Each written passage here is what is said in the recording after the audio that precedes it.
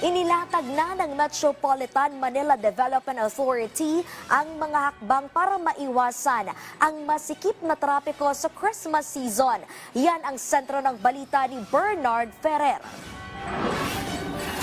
Tinati ang 700,000 na sasakyan ang inaasang madaragdag sa mga pangunalasangan ng Metro Manila sa paparating na holiday season.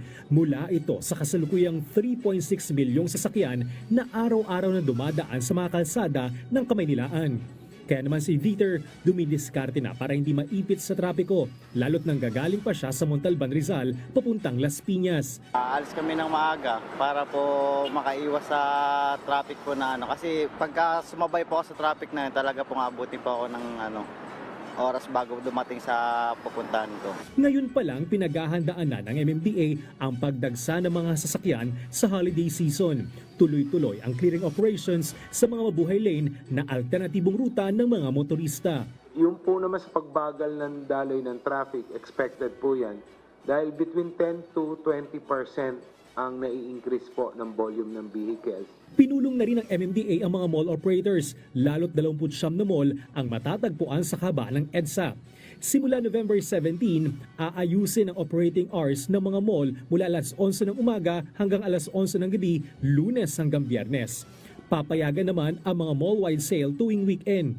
Gayunman, maaring magdaos ng sale ang mga tindahan o outlet sa loob ng mga mall kahit weekdays basta't walang announcement, advertisement o tarpaulin na kaugnay nito.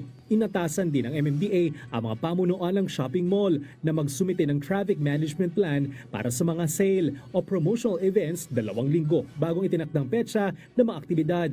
Pinahintulutan lamang ang delivery ng mga supply ng mall mula alas 11 ng gabi hanggang alas 5 ng madaling araw. Exempted dito ang mga perishable goods, gaya ng pagkain at yelo. Simula rin November 17, ipagbabawal ang roadworks at iba pang proyekto na maaring makadagdag sa trapiko. Exempted dito ang government projects na dapat tapusin agad at emergency repairs.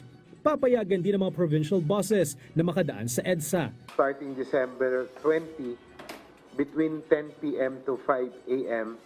at starting December 24 to January 2, papayagan na po sila 24 hours.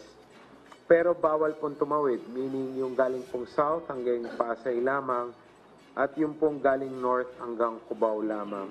Palalawigin ang deployment ng mahigit 2,000 traffic enforcers hanggang alas 12 ng hating gabi upang tutukan ang mga pangunahing sa Metro Manila.